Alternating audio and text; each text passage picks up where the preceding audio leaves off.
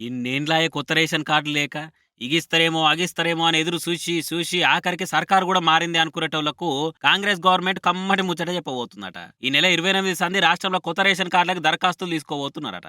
ఇప్పటికైతే తెలంగాణ మొత్తంలో 89.98 లక్షల రేషన్ కార్డులున్నాయి. పాత రేషన్ కార్డులు ఉన్నప్పటి సంది ఇప్పటికి పెండ్లైనోళ్ళు పిల్లలైనోళ్ళు మస్తు మంది ఉండి మార్చుకుందామంటే సర్కార్లా ఛాన్స్ వేయలేదు. ఇప్పుడు మీ సేవా సెంటర్ల కాడ కొత్త రేషన్ కార్డుల దరఖాస్తులు తీసుకుంటారని వస్తుంది. ఊర్లలో అయితే గ్రామ సభలతో కార్డుదారులు ఎంపిక చేద్దామని చూస్తున్నారట.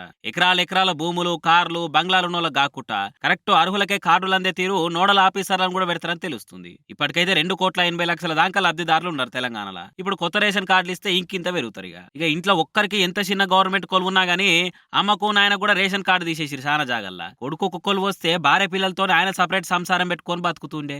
మాకు రేషన్ కార్డు ఉంటే ఇంత బియ్యమన్న వచ్చేటి, సర్కార్ పథకాలు వచ్చేటి. ఇప్పుడు ఎటు కాకుండా పోయిందని నంది పడుతూ రాసొంటోళ్ళు. మరి వాళ్ళకేమన్నా కొత్త సర్కార్ రేషన్ కార్డులతో న్యాయం చేస్తుందేమో చూడాలి. కానీ ఒకప్పుడు రేషన్ కార్డు అంటే కంట్రోల్ దుక్కున కాడ బియ్యము గ్యాస్ నూనె మందమే అన్నట్టుండే. కానీ రాను అన్ని స్కీములకు రేషన్ కార్డు పక్కా అయిపోయింది. కాంగ్రెస్ గవర్నమెంట్ వచ్చినాక వాళ్ళు పెట్టిన ఆరోగ్యశ్రీకే కాకుండా కడమ పథకాలకు కూడా రేషన్ కార్డు లింక్ ఉంది కాబట్టి ఈసారి ఎంతమంది కొత్తగా అప్లై చేసుకుంటారో చూడాలిగా.